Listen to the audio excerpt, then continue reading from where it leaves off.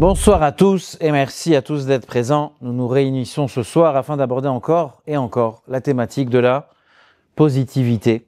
Car à l'approche de Pourim et durant le mois d'Adar, je crois que l'unique thématique, le thème unique, le sujet unique que nous devons aborder, c'est comment être dans la joie, comment être dans le positif et comment trouver une vie qui est pleine de bonheur et pleine de joie. C'est le sens de Hadar.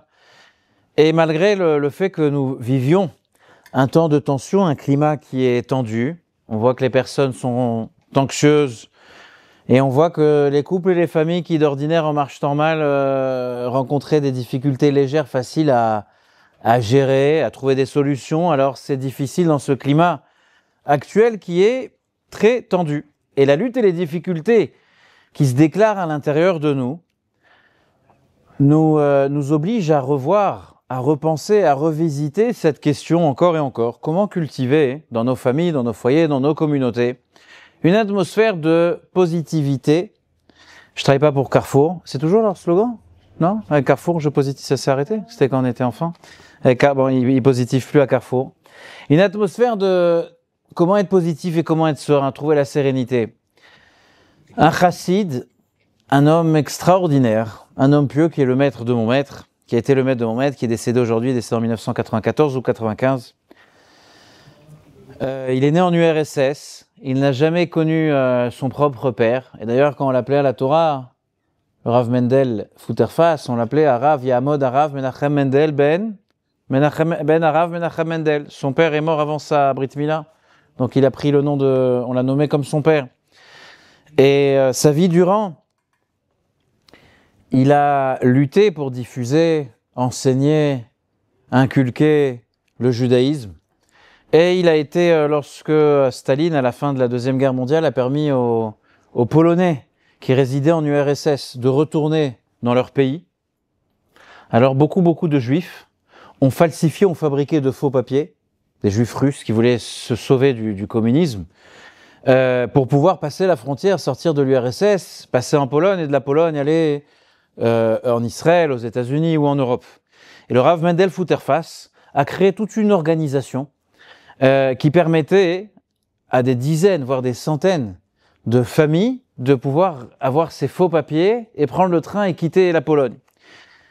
Lui-même, il a été arrêté avant de le faire, sa femme et ses enfants, il a perdu plusieurs de ses enfants en URSS, et sa femme et ses enfants qui étaient vivants ont réussi à sortir, mais lui a été arrêté et condamné à 10 ans d'exil en Sibérie, au Goulag. Et lorsqu'il est sorti, et précisément lorsqu'il a pu rejoindre le rabbi qu'il aimait tant à New York, alors il avait l'habitude de partager les histoires et les moments très difficiles qu'il a vécu dans le Goulag. Mais quand je vous dis des moments difficiles, ne vous imaginez pas un homme brisé par le passé, sans conviction, sans espoir, sans ambition. C'était un homme d'une ouverture et d'une grandeur exceptionnelle. Des millions de personnes sont mortes par Staline en URSS. Combien ont survécu après le Goulag, etc. Très peu. Et lui, il décrit les difficultés, mais il retient surtout des leçons de vie. Il y a une histoire que je vous avais racontée, je crois que c'était avant au Farbringen des Slichot, et il dit la chose suivante. Il dit, dans sa cellule, il y avait toutes sortes de personnes. Il y avait des intellectuels. Staline a enfermé toutes sortes de personnes. Tout le monde était opposant à Staline. Donc ça allait du paysan très simple à l'homme très éduqué, aux savants, à des scientifiques, à des philosophes, à des penseurs, à des journalistes, à des rabbins, etc., etc. Et il dit que le soir, dans sa cellule, ils étaient une dizaine ou une quinzaine. Il y avait un des prisonniers qui sortait un jeu de cartes et qui distribuait les cartes. À la fin, il se détendait un petit peu et ils jouaient aux cartes. Et dès lors qu'ils entendaient les pas des soldats qui les surveillaient, c'était interdit de jouer aux cartes, bien évidemment. Et la peine était, vous étiez déjà au Goulag en Sibérie, donc la peine qui suivait, elle était, à mon avis, ça devait être la mort. Et dès que le surveillant de la prison mettait la clé dans la porte, etc., tout le monde revenait à côté de son lit. Et lorsque le surveillant disait « Je sais que vous jouez aux cartes, vous faites quelque chose qui est interdit, qui est illicite ici », il commençait à chercher, et les cartes disparaissaient comme par magie, et le surveillant ne les trouvait pas. 1 heure plus tard, le surveillant sort, les cartes sont redistribuées. 1 heure plus tard, le surveillant revient avec plusieurs soldats cette fois-ci, fouille complète de la cellule. Comme par magie, les cartes disparaissent. Et comme ça, je vous avais dit l'autre fois, qu'est-ce qu'il y a de plus dangereux qu'un Russe frustré? Ce 2 Russes frustrés. D'accord? Ou 3, ou 4. Et là, ils reviennent à plusieurs. Vous allez être pendus, vous allez être fusillés, etc. Elles sont les cartes. Monsieur, il n'y a pas de cartes ici. Le Rav Mendel Futterfass demande à un de ses colocataires, il lui dit, Grégory, dis-moi, qu'est-ce qui se passe avec les cartes? C'est impressionnant. Je lui dis, écoute, j'ai pas le droit de te le dire, mais comme tu es un rabbin, tu as l'air de quelqu'un d'honnête et je sais que tu vas pas nous dénoncer, regarde celui qui est en face. Celui qui est en face, c'était le plus grand voleur de Moscou. Le plus grand voleur de Moscou. Un artiste. Et en fait, quand le surveillant de la prison rentre dans la cellule, il récupère toutes les cartes et il les cache dans le seul endroit que le surveillant ne pensera pas chercher. Il les glisse dans sa poche au surveillant. Il ramasse les cartes et il les glisse dans la poche du surveillant, du soldat. C'est le seul endroit qu'il ne va pas chercher. Rav Mendel Futterfass avait l'habitude de dire, il racontait cette histoire aux jeunes élèves de la yeshiva. Il dit, mes enfants, vous cherchez la joie, vous cherchez la sérénité toujours dans la poche de l'autre. Mais peut-être que Dieu a déjà mis les cartes du jeu, elles sont déjà à l'intérieur de votre poche. On ne pense jamais vérifier ses propres poches, ses propres aptitudes, ses propres capacités, ses propres rêves inavoués. Pas inavoués parce qu'on a quelque chose à cacher, parce qu'on n'a pas assez confiance en nous et donc assez confiance en Dieu pour se dire que j'ai le droit au bonheur et que je vais arrêter de chercher dans la poche des autres. Et je vais chercher dans mon cœur, je vais chercher dans ma neshama mon bonheur. Le contexte de ce soir, le contexte surtout de la Megillah, nous dit le texte, la Gemara dans Choulin nous dit que la Gemara demande quelle est la source de Esther dans le Talmud. Cette question en soi, elle est intéressante. Pourquoi elle est intéressante? Parce que pourquoi on cherche une source dans la Torah de Esther? Esther fait partie de la Torah, elle fait partie du canon biblique, des 24 livres de la Torah. À l'époque où les Chachamim se questionnent à la demande d'Esther, est-ce qu'il faut inclure la Megillah de Purim de Esther dans le Tanakh, Torah, Nevi'im, Ktuvim.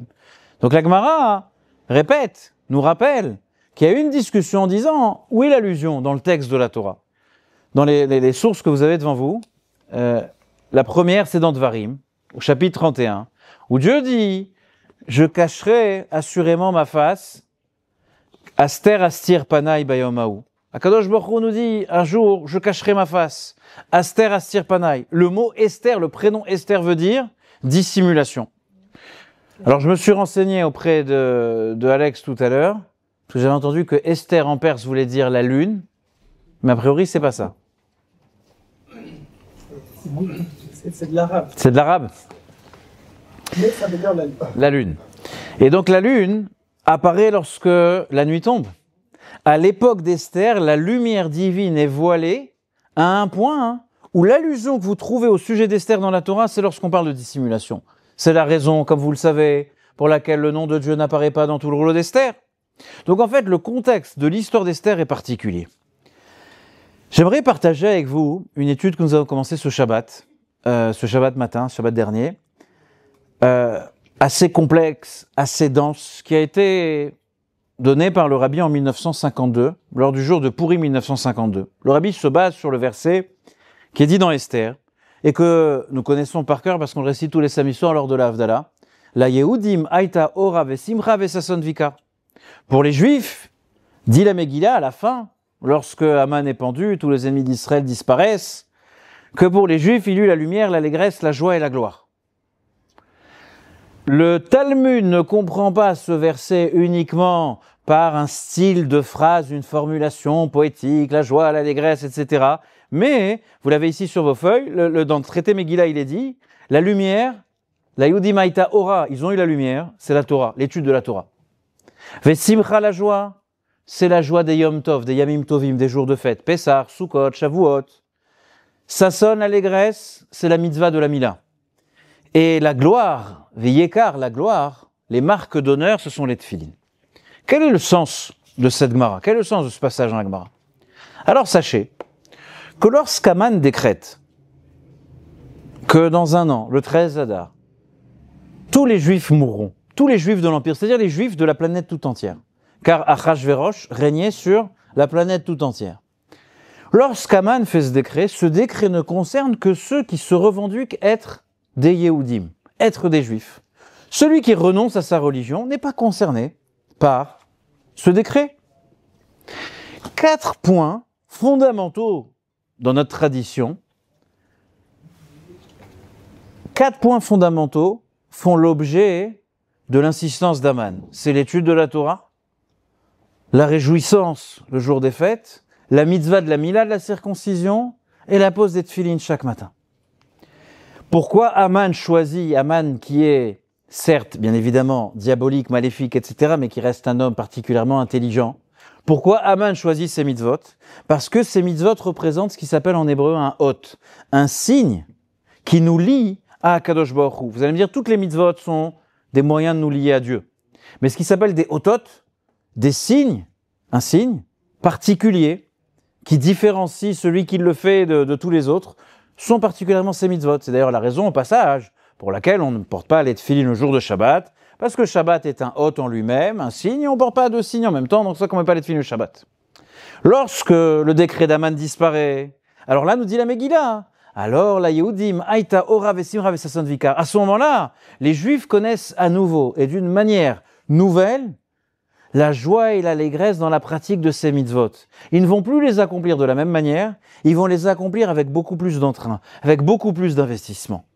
On oublie un point fondamental dans l'histoire de Purim. On raconte l'histoire et on oublie quelque chose de fondamental. L'histoire, elle dure plusieurs années au final. Le décret dure presque 1 an. Et les Juifs, le peuple juif tout entier, dans le monde entier, tiennent à accomplir les mitzvot. Nos sages vont choisir, de ces 4 points, ils vont retenir 2. Ora, la lumière, qui est l'étude de la Torah, et la Simcha, qui est le Yom Tov, où on le voit. Simplement, dans l'étude de la Torah, la Megillah d'Esther, le rouleau d'Esther devient une partie intégrante du Tanakh, des Torah Nevim et Ktuvim. Et d'ailleurs, la mitzvah, c'est-à-dire la Megillah, à l'entrée de Purim le soir et de la répéter le lendemain. Donc c'est un moment d'étude de la Torah, c'est une obligation de lire et d'entendre ce passage d'étude de la Torah. Ça, c'est la lumière. Et sur la joie, Purim est devenu un jour de joie dans le calendrier juif qui est unique. On n'a pas retenu exactement les autres points. Il n'y a pas une insistance particulière sur la Mila ou sur les tefilines le jour de Purim. Ce que les Chachayim ont choisi de garder, c'est ces 2 points, Ora zu Torah et Simcha zu Yom Tov. L'étude de la Torah et la joie du Yom Tov. Il y a un verset dans la Megillah, au chapitre 9, verset 27. C'est la référence numéro 4. Que Kim ou Vekiblu Yehudim, les Juifs établirent et s'engagèrent pour eux-mêmes et pour leur descendance de garder la fête de Purim. Ça, c'est le sens simple de la Megillah. Nos sages dans la Gemara, dans le Talmud, disent, quel est le sens de cela? C'est qu'au moment des siècles, plutôt au moment de la révélation du Sinaï, Dieu se révèle d'une manière tellement intense qu'il est quelque part impossible de lui dire non lorsqu'il veut nous donner la Torah. Quelque part, on a été forcé à accepter la Torah. On a accepté la Torah, mais on a été forcé. Nos sages disent, mais à quel moment on l'a de plein gré accepté? C'est lors de l'histoire d'Esther. Lorsqu'il est dit dans la Megillah, les Juifs établirent et s'engagèrent Kim ou Vekiblu Yehudim, c'est qu'on a accepté le sujet sur lequel on s'était déjà engagé. On s'était engagé, Naaseh Venishma, nous allions respecter la Torah, nous l'acceptons. Quand on l'a accepté de plein gré, c'est lorsque finalement, quelque part, on avait le choix. Car Aman nous a laissé le choix. Aman a dit, celui qui se prosterne à l'idolâtrie, celui qui refuse d'être juif n'est pas concerné par le décret. Il survivra, il sera comme tous les autres sujets de l'Empire. Donc on avait le choix de le faire. Et pourtant, on a choisi de ne pas se soumettre, de ne pas se plier à Aman. Pareil, la Simcha. Il y a une phrase que je pense que tout le monde connaît, qui est dit dans le Midrash, dans Michelet d'ailleurs, et qui dit la chose suivante, que toutes les fêtes juives, essentiellement Pessah, Sukkot et Shavuot, je vous le dis, je le traduis littéralement, et après on va essayer de l'expliquer, de le comprendre. Toutes les fêtes sont appelées à disparaître lorsque Mashiach viendra, sauf Purim, qui ne disparaîtra pas. Quelle est la preuve de nos sages? Car il est dit, C'est quelque chose qui ne disparaîtra jamais. Donc disent nos sages, on voit dans la Megillah d'Esther qu'Esther nous assure que Purim ne disparaîtra pas. Bien évidemment, lorsqu'on dit disparaîtra, on sait que chaque mot de la Torah, bien évidemment chaque mitzvah, bien évidemment chaque dogme et chaque fête, etc., qui représente tant, n'est pas appelé à disparaître totalement. La Torah est éternelle. Pessah, Sukkot et Shavuot continueront toujours à exister. Bien évidemment, lorsque Mashiach viendra, on continuera à les pratiquer et à les respecter. Le sujet est que devant l'intensité de la lumière de Purim, Pessah, Sukkot et Shavuot n'auront plus la même intensité, la même importance. Comme si vous êtes dans l'obscurité, vous allumez une bougie, elle est très importante pour vous. Prenez cette bougie, vous la collez au soleil, la bougie continue à exister, peut-être, mais on ne peut plus la distinguer parce qu'il y a une lumière qui est trop intense ici. Mais là, la joie des fêtes, il y a une mitzvah de la Torah, Pessah, Sukkot et Shavuot, Ve'samarta bechagecha. Tu dois te réjouir, toi et ta famille, durant la fête. Pourtant, cette joie, elle connaît un cadre et une limite particulière. On voit que la halakha nous dit de ne pas trop boire de vin les jours de fête, pour ne pas s'enivrer, Pessah, Sukkot et Shavuot. On voit que, comme nous dit le Maïmonide, le Beddin, le tribunal, avait l'obligation à l'époque en Israël d'établir des périmètres de sécurité et de placer des chotrim, des policiers, pour faire attention que la joie de la fête n'amène pas à des sujets qui soient négatifs. Donc en fait, la joie des fêtes est limitée, elle est cadrée. La joie de Purim, elle est exceptionnelle, elle est hors du commun. La halakha nous dit, chacun a l'obligation de boire à Deloyada, entre bénir, jusqu'à ne plus faire la différence, entre bénir Mordechai et maudire Aman. Donc on voit que le contexte de la simcha, le contexte les caractéristiques, de la joie de Purim sont exceptionnelles. Quel est le sens à cela? La Kabbalah nous enseigne dans le schéma divin de la construction des mondes spirituels et de notre réalité à nous physique et matérielle. La Kabbalah utilise une expression concept qui s'appelle Seder HaHishtalshelut, l'enchaînement des mondes. J'ai l'habitude de dire, le mot quand vous le traduisez, on n'y comprend pas grand-chose. Dieu a établi des règles, l'univers matériel et spirituel. Il a établi une structure bien précise, avec des règles bien précises. Où il y a des dissimulations de cette lumière, il y a l'apparition de choses qui peuvent être des fois contraires à Dieu, qui vont dans son sens ou pas, etc., différents niveaux. Et il y a des révélations de la lumière divine, selon le niveau où on se trouve, ou le travail que l'on fait. Durant les fêtes, quand vous ressentez à Pessah, à Sukkot, à Shavuot, ou également le Shabbat, vous sentez cette sainteté, cette joie, etc., c'est parce que ce sont des jours dans le calendrier où l'émanation divine, la révélation divine, est plus importante que les autres jours. Mais cette révélation-là fait partie de la structure et des règles de l'univers qu'Akadosh Baruch Hu a créé. Au passage, dans une petite parenthèse, le rabbi nous dit la chose suivante. Quelle est la différence, qu'est-ce qui provoque, lorsque arrive Yom Tov, que nous soyons joyeux? Il dit la chose suivante. En semaine, nous sommes préoccupés par notre parnassa, notre gagne-pain, par toutes les inquiétudes, les préoccupations qui peuvent être les nôtres. Et nous, on a été bénis de différents écrans, depuis notre portable, en passant par notre tablette, etc., et nos mails, et tout ce qui peut exister. Et lorsqu'arrive Yom Tov, on a l'obligation de chômer, on doit être chauvette en hébreu, on doit chômer, on arrête tout. Alors dit le Rabbi, il y a quelque chose d'exceptionnel qui se passe. Lorsqu'on chôme, immédiatement, la joie émerge. Lorsque la préoccupation, on l'arrête de force, je ne fais pas un travail pour être joyeux lorsqu'arrive Shabbat et Yom Tov, les fêtes, mais lorsque je m'oblige à respecter les lois des fêtes et de m'interdire le contact avec ce qui provoque la semaine durant, préoccupation, réponse aux attentes de la vie, à ce qui peut créer l'anxiété, etc. Dès qu'arrive Shabbat et les fêtes, la simcha surgit. Maintenant, lorsque Mashiach viendra, où les préoccupations matérielles disparaîtront, parce que l'abondance matérielle sera telle qu'on n'aura plus besoin de travailler, alors vous allez me dire, qu'est-ce qu'on va faire? Évidemment, on va s'asseoir tous ensemble et étudier la Torah. Donc on n'aura plus de préoccupations, donc la joie elle va ressurgir. Donc le Rabbi dit quelque chose de magnifique. Donc à ce moment-là, je ne vois plus la différence entre les Yom Tov et les jours profanes. Tant qu'on est dans l'exil, je vois la différence fondamentale par rapport à la joie que ça provoque entre les jours où mes préoccupations s'arrêtent et donc la joie émerge, et les jours où je suis préoccupé et le concept de joie et de sérénité est plus difficile. Lorsque ma chair viendra, tous les jours seront comme des jours de fête.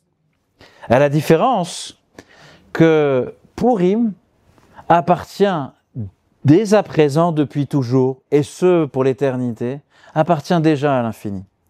L'émanation des fêtes appartient à la lumière, à la révélation divine, qui fait partie de la structure et des règles de l'enchaînement des mondes. Il y a des règles, il y a des moments meilleurs que d'autres. Purim, lui, n'a jamais appartenu, n'appartiendra jamais à cette dimension qui est quelque part restreinte à ce cadre. Ad deloyada. Ad deloyada en hébreu veut dire jusqu'à perdre connaissance. C'est au-dessus, c'est au-delà de la connaissance, c'est au-delà de la conscience. Dans une vie cadrée, structurée, il y a des moments tristes, il y a des moments amers, et il y a des moments qui sont naturellement plus doux, plus sereins, etc. Purim est quelque chose d'autre. Je vous passe parce que c'est assez compliqué, je survole cette explication du Rabbi, là, en 1952. Et j'arrive vers la fin du Mahamar. Je saute la plus grande partie du Mahamar, qui rentre dans des considérations kabbalistiques sur la constitution des mondes qui nous précèdent, de Hatzilut, Bria, Yetzira, Asiya, et de l'organigramme qui existe entre les capacités cognitives et intellectuelles et le potentiel de l'affect qu'on appelle en français les sphirotes. Il y a la sphère de Chochma, de Bina, de Da'at, et ensuite ce qui est l'affect, Chesed, ce qui est la gentillesse, l'amour, Gvura, la rigueur, Tiferet, etc. La suite, elle est étonnante. Durant l'exil, c'est-à-dire jusqu'à aujourd'hui inclus, il est dit la chose suivante. Ototenu lorainu. Il est dit dans le Navi que nous ne voyons pas de hôtes. Rashi explique, les hôtes sont des prodiges, des miracles. Ce que vous voyez, vous, la mer s'ouvrir en deux, vous voyez l'eau se transformer en sang. Bon, c'est vrai que des fois dans Paris, on peut avoir l'impression que c'est plus des grenouilles, mais c'est des rats. Hein. Mais ok, vous m'avez compris. On ne voit pas les mêmes miracles. Des fois, on peut se poser la question pourquoi ces miracles ont existé auparavant et qu'aujourd'hui, il ne se passe plus rien. On ne le voit pas. Mais ça fait déjà un moment qu'il ne se passe pas. Qu'il ne se passe rien, a priori. Ototen ou l'oreinu. Vous allez me dire, si c'est ainsi, alors peut-être que notre morale devrait être à zéro. Peut-être qu'on devrait baisser les bras. Cette question, elle existe depuis toujours. Je répète la question. Être juif, pratiquant, accomplir, servir Dieu, soi-même, avec sa famille, avec enthousiasme, avec passion, avec amour, avec crainte, etc., était chose évidente et facile à une époque où et le matériel était plus facile, la vie physique était plus simple, et le spirituel était une évidence beaucoup plus simple qu'aujourd'hui. La tentation était moindre, la lumière divine était plus révélée, et c'était plus facile de pratiquer, c'était plus facile de vivre, comme la Torah décide que nous devons, dans la manière dont on doit vivre. Cette question-là, de se dire c'est peut-être très différent aujourd'hui, peut-être qu'on est plus haut niveau, ou que j'ai le moral brisé parce que c'est difficile d'y arriver, c'est une question qui a toujours existé. D'ailleurs, dans le prophète Jérémie, Yermia, un avis, le prophète Jérémie au chapitre 2, vous l'avez là au numéro 5. Pardon, c'est celle d'après, dans Ishaïa, dans Isaïe. Le peuple juif dit la chose suivante, c'est pourtant toi qui es notre père. On parle à Dieu.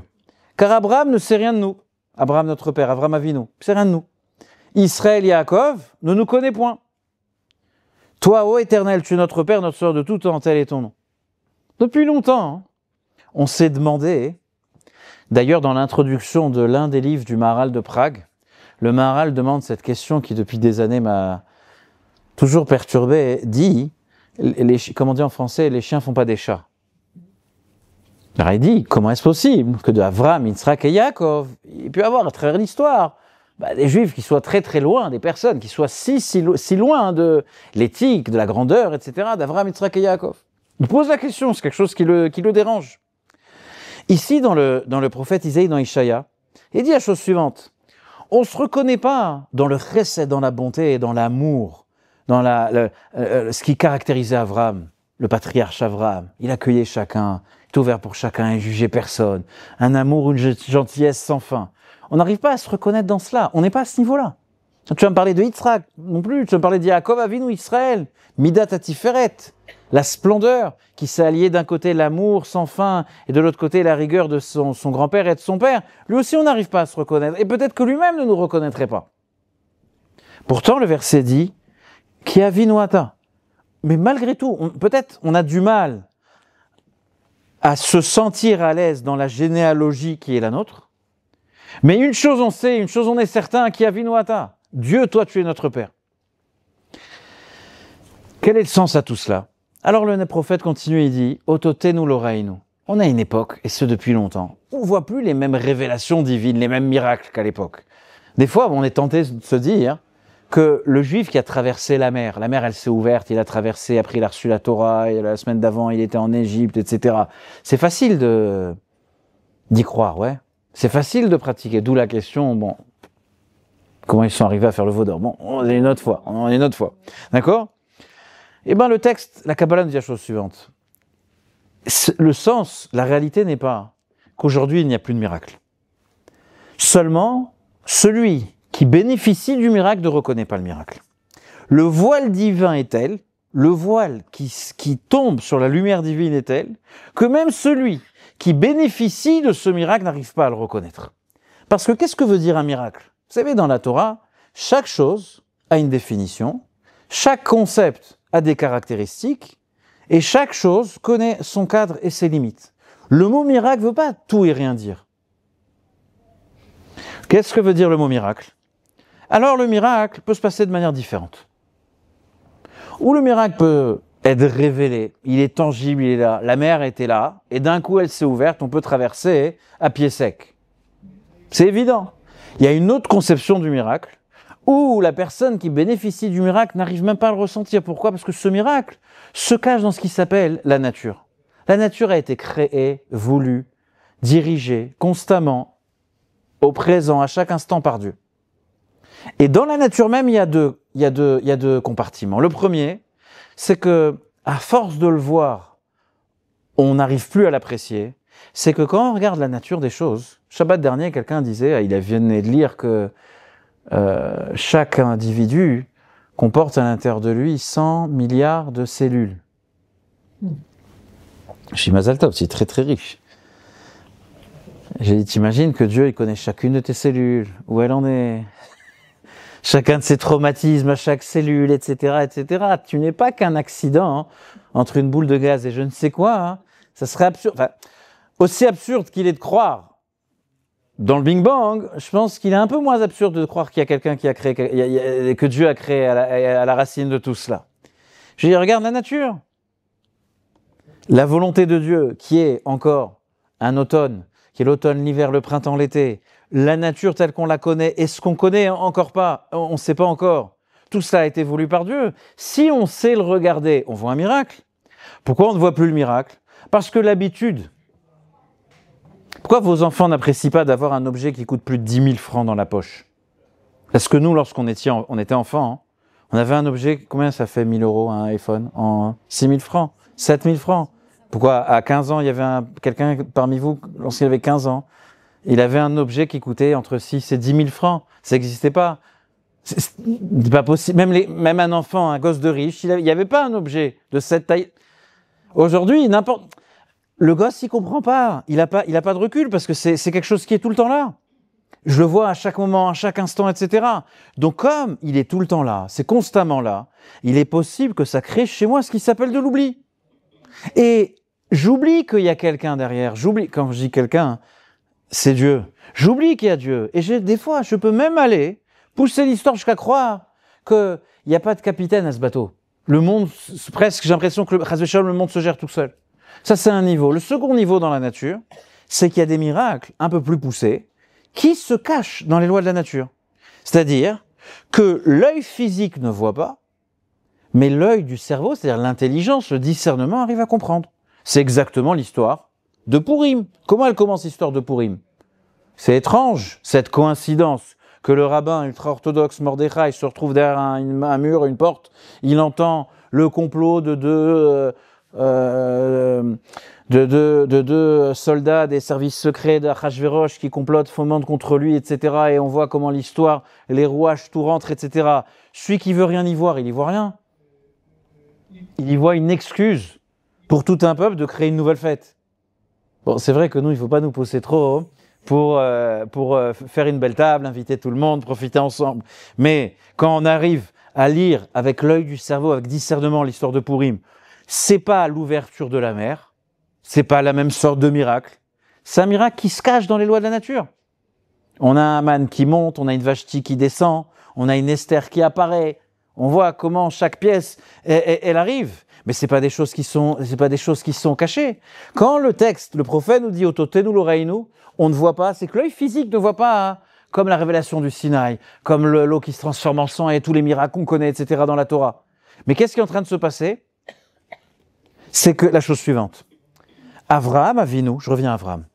Avraham représente la sphira, l'attribut du chesed de Dieu, de la bonté, de la gentillesse, de l'amour divin.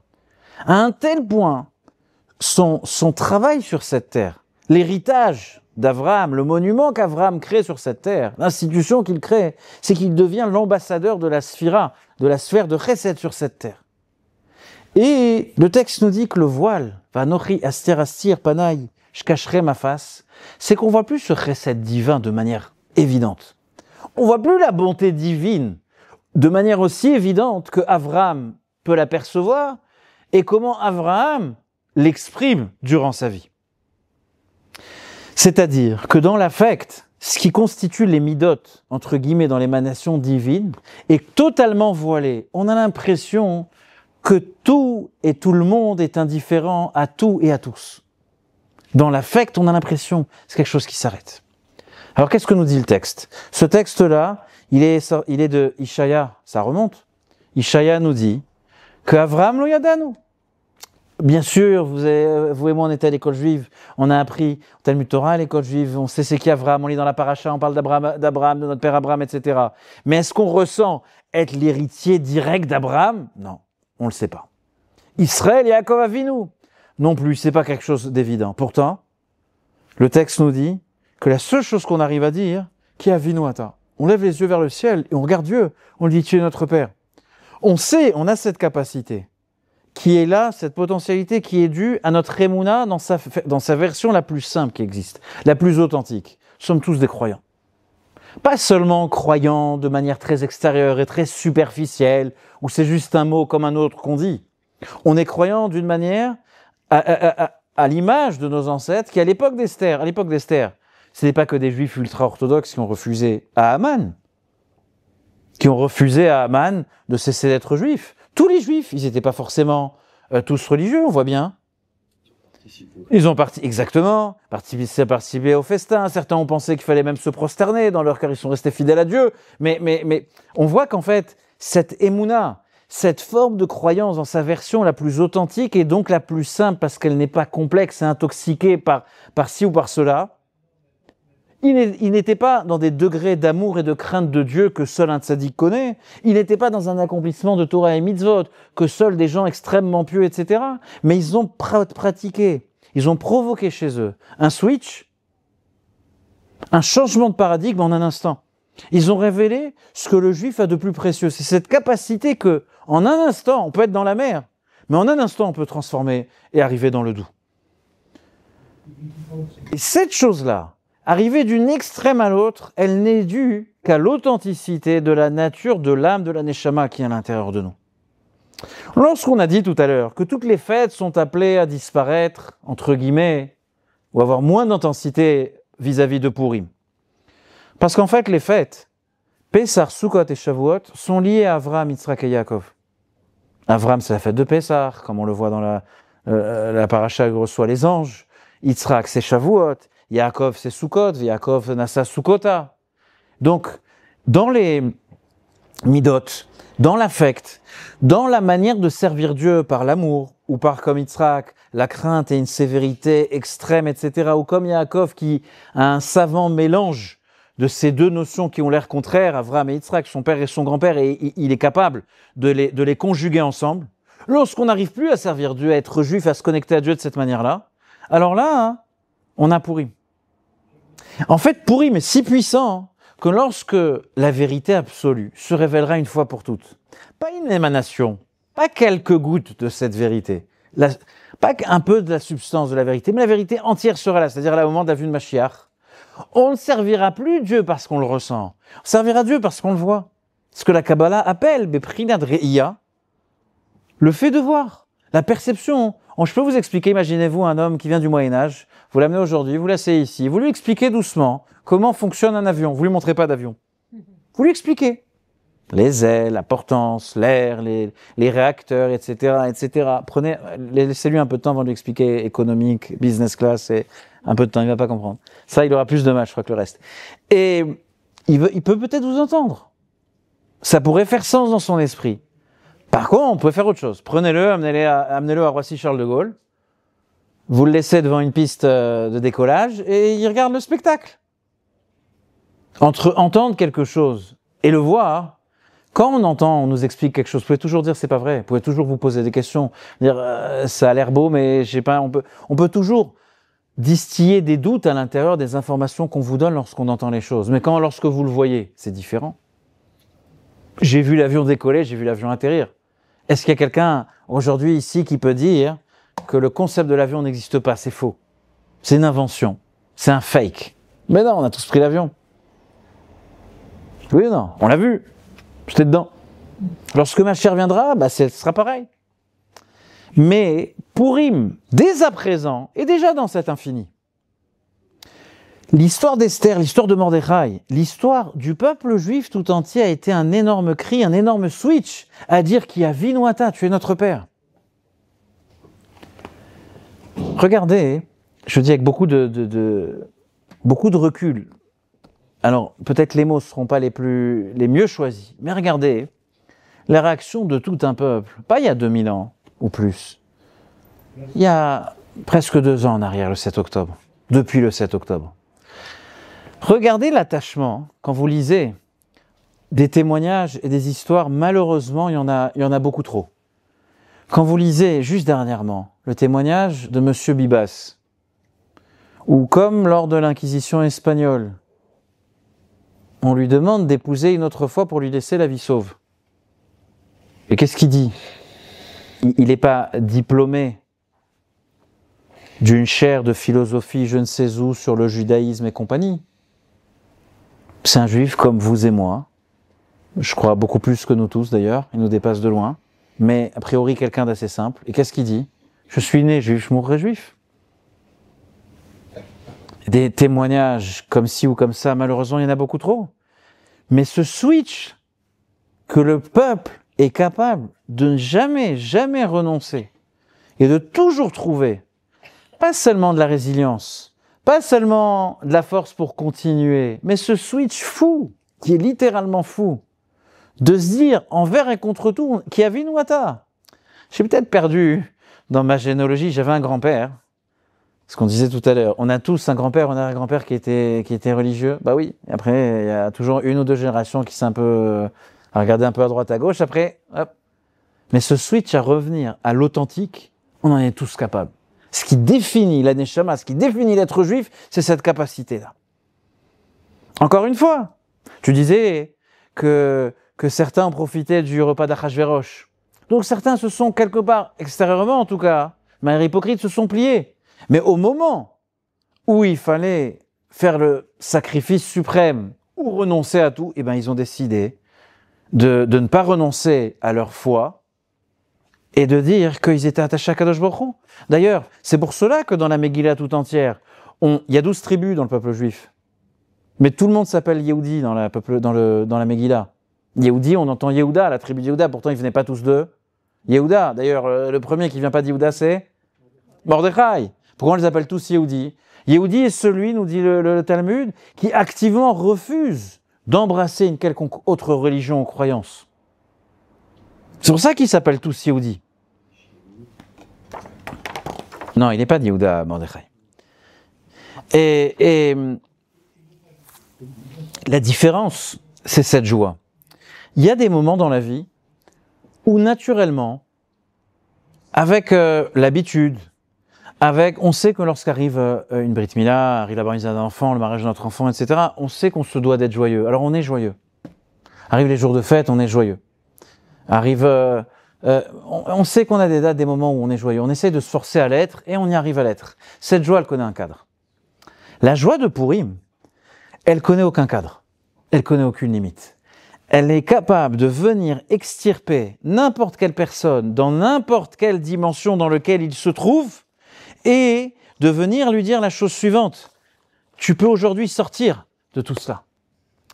Avec quelle force vous croyez qu'Esther a été capable de transformer un peuple tout entier? Il n'y avait pas de réseaux sociaux à l'époque. Il n'y avait pas d'internet. Il n'y avait pas de moyens de communication. Qu'est-ce qu'elle a pu faire, cette femme, pour provoquer cette flamme qui va parcourir les Juifs du monde entier? Incroyable comme histoire. Qu'est-ce que fait Mordechai? La seule chose qu'ils vont faire, c'est de réveiller chez chacun et chez chacune sa dimension la plus authentique. C'est-à-dire que dans la logique, dans ta configuration de vie, tu vis peut-être un moment difficile, ou tu as une configuration plus difficile, ou en tout cas pour toi qui est plus lourde que pour l'autre, etc. Est-ce que cela est une excuse ou une réponse pour dire que je n'appartiens pas pleinement ou entièrement, ou que je dois faire moins ou différemment, ou que l'héritage de la Torah n'est pas entièrement à moi? Esther vient nous dire non, t'as rien compris à l'histoire. Qui a vinuata. Peut-être tu as un peu de mal à retrouver ta généalogie vis-à-vis de Avraham et Yitzhak et Yaakov. D'ailleurs, l'autre fois, à un cours de Torah, quelqu'un s'est plaint, quelqu'un s'est plaint et dit la chose suivante. Oui, on nous raconte toujours des histoires de tzadikim, mais ces hommes et ces femmes dont on nous raconte leur vie sont tellement extraordinaires que c'est comme si tu me parles de Superman. Je vais pas sortir dans la rue et essayer de m'envoler. Il s'envole, ouais, Superman, ouais. Ouais, j'ai oublié. Et c'est Batman. Non, Superman aussi. Ouais. Et Goldman. Quand l'exemple qu'on te donne, quand l'exemple avec lequel on t'éduque, c'est quelque chose qui est extraordinaire, qui est en dehors, un extraterrestre, tu vas prendre l'exemple de lui. J'ai dit, mais non, ce qu'on oublie quand on parle des tzadikim, c'est que c'est des gens comme nous, seulement qui ont travaillé. Eux, à la différence, pour l'instant de nous, c'est que eux ont confiance dans le potentiel et la capacité que Dieu leur donne. Ce qu'il faut à un être humain pour, entre guillemets, réussir, ce qu'il faut à un enfant pour réussir, c'est seulement d'avoir confiance en lui. Malheureusement, quelqu'un n'a pas confiance en soi et tous les problèmes surgissent à ce moment-là. Esther est une femme qui est particulièrement confiante en elle, mais pas d'une manière qui est encore régie par la structure et les règles que connaît le monde ou l'univers ou même les mondes spirituels de Dieu. Elle connaît quelle est la véritable nature de la Neshama. Et donc elle sait comment mettre le feu dans le peuple juif tout entier de manière positive. Les jours de Purim connaissent cette ambiguïté où lorsque on est quelque part dans un cadre assez restreint, il faut arrêter physiquement de travailler. On ne touche plus à la lumière, on ne touche plus à son téléphone, bien évidemment on ne va pas au bureau, on n'écrit pas, etc. Pour arrêter les préoccupations et pour que la simcha, la joie, elle puisse émerger un petit peu. Ça c'est Pessah, Sukkot, Shavuot, c'est les fêtes. À Purim, on a le droit de prendre la voiture, on a le droit, n'est-ce pas? On a le droit de prendre la voiture, on a le droit de téléphoner, on a le droit d'écrire, etc.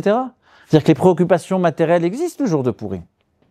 Mais la joie de Purim est telle qu'elle ne rentre même pas dans cette restriction. Elle est si puissante, comme elle appartient à l'infini, ce n'est pas le détail du fini qui lui pose problème. Quand on est plus grand qu'un autre qui est petit, alors on voit que l'autre il est petit, je peux me croire plus grand que lui. Mais celui qui connaît l'infini, et le grand et le petit, ils sont inexistants pour lui. Purim, c'est la fête de l'infini. La Gzera d'Aman, et d'ailleurs c'est la première fois et peut-être la seule fois dans l'histoire où un complot était presque à l'étape de la réalisation concrète, un complot concernait en même temps tous les juifs du monde entier. C'était en tout cas sûrement la première fois, et peut-être c'est l'unique fois dans l'histoire de l'humanité qu'une telle chose est arrivée pour notre peuple. Ce qui a changé ce décret terrible, et ce qui crée cette fête qui est particulièrement importante pour nous, c'est qu'on est passé de ce switch où on a complètement changé d'aller d'une extrême à l'autre. C'est pour cela à un tel point que l'acceptation de la Torah des années plus tôt n'était pas une acceptation entière encore. C'est au moment d'Esther qu'on accepte pleinement le judaïsme. C'est Esther qui fait en sorte que, de plein gré, on comprenne. Parce qu'imaginez-vous, à l'époque d'Esther, c'était pas la révélation du Sinaï. C'était pas Moshe Rabbeinu, c'était pas les 10 commandements, c'était pas... Ils n'ont pas vu tout ce que... Ils n'ont rien vu d'ailleurs. Et avant Esther, on vivait dans un voile, dans un exil particulièrement obscur. Et même après l'histoire de Purim, on continue à Kati, Avdei Achashverosh Hanan, on continue à être les esclaves d'Achashverosh. C'est d'ailleurs l'une des raisons pour laquelle on ne récite pas le Hallel à Purim. Parce qu'après, à la fin de Purim, on reste malgré tout les esclaves d'Achashverosh. Mais ce qu'il faut retenir, c'est que le même qui a signé ce décret, c'est lui-même qui va venir l'annuler. L'histoire, elle est tellement folle qu'elle est ridicule. Achashverosh signe le décret, et Achashverosh annule le décret, en fin de compte. C'est-à-dire qu'en fait, quand Ishletu à Yehudim Bessonem, lorsqu'on va dominer et on va avoir le pouvoir imposer notre survie, le pouvoir change de main, d'un coup. Comme un coup de baguette magique. C'est pour cela que la simcha de Yom Tov, la simcha de Purim, est une simcha qui est particulière. Pour reprendre le début de ce qu'on disait, Ora zu Torah et simcha c'est Yom Tov. On a compris une chose qui va rester pour l'éternité et qui continuera d'illuminer même après la venue de Mashiach. C'est notre étude de la Torah, parce que notre héritage est la seule chose qui nous permet, pas seulement de survivre. Esther ne cherche pas seulement à survivre. Mordechai ne cherche pas seulement à survivre. Il cherche à faire en sorte, si Esther cherchait uniquement à survivre, elle n'aurait pas fait de Purim une fête éternelle. Elle savait très bien que le peuple juif allait être confronté, comme on le sait nous aujourd'hui, des siècles plus tard, à encore et encore des épreuves et des difficultés, les vicissitudes que nous connaissons tous de l'exil. Esther savait que l'histoire quelque part allait se répéter. Pourquoi elle veut transformer cette fête? Juste parce que c'est son ego qui parle à Esther. Faites une fête où vous déguisez toutes les petites filles comme moi, surtout. Vous allez jeûner la veille, vous allez faire la fête le lendemain, etc. Elle est intense, la fête. C'est 24 heures qui sont intenses. Parce que Esther sait que le moment qu'elle est en train de vivre est ce qui exprime quelque part le plus Torah Mitzvot, de la meilleure manière. C'est pour cela d'ailleurs que Purim ne connaît d'autre équivalent que Yom HaKippurim. C'est pour cela que le sujet du tirage au sort, qui apparaît le jour de Kippour lorsque on ne choisit pas mais on tire au sort les deux boucs pour obtenir le pardon de Dieu. C'est pour ça que Haman va tirer au sort pour trouver la date de Purim. Parce qu'en fait, on est dans une dimension qui nous dépasse totalement, qui dépasse l'enchaînement des mondes, etc. Pour finir,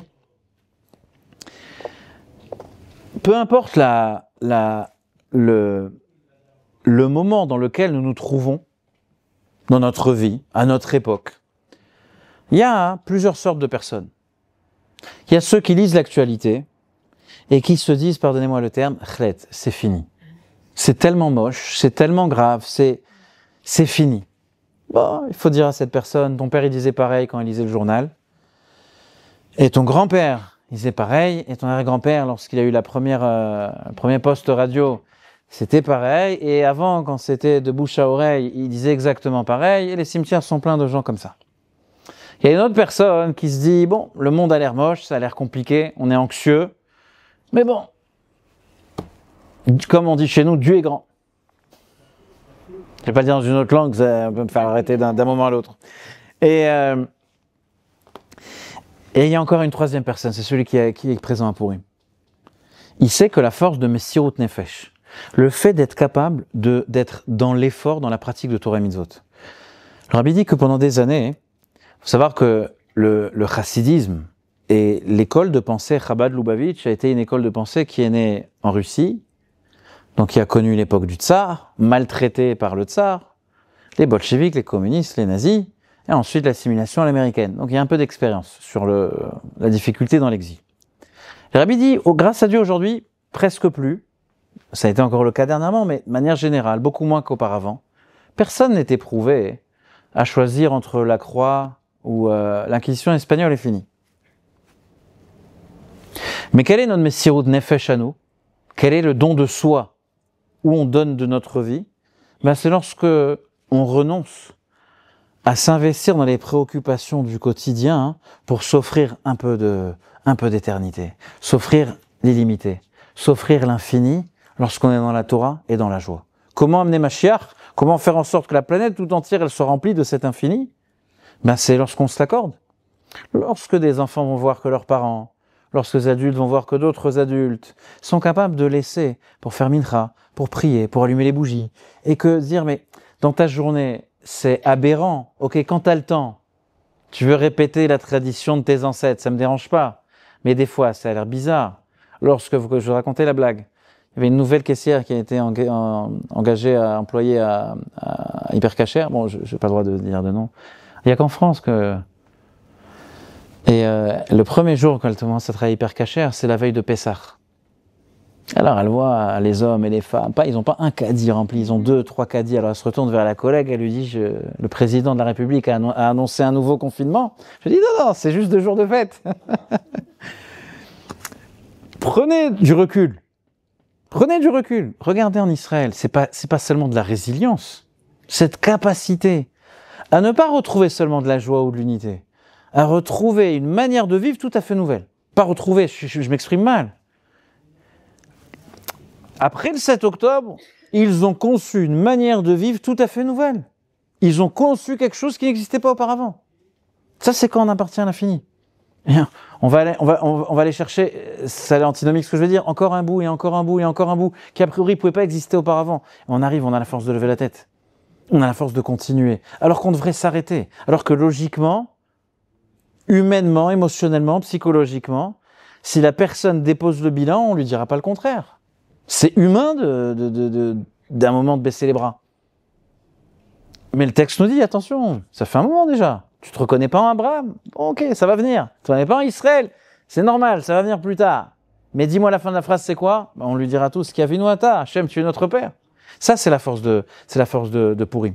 Bezrat Hachem, lorsque, à la grâce de Dieu, lorsque ce jeudi soir et ce vendredi, on va écouter la Megillah, une fois le soir, le lendemain, on va pratiquer les mitzvot, alors on va faire en sorte que dans notre cœur, dans notre esprit, on soit comme dans les mots de la Megillah, Vena Afochu.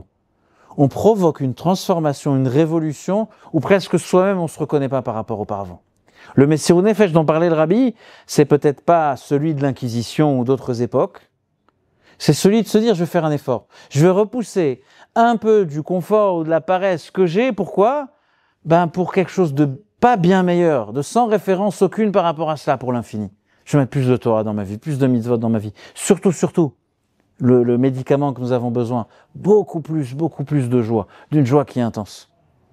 Hier soir, l'un des enfants a mis de la musique et on n'a rien contre, on sait pas.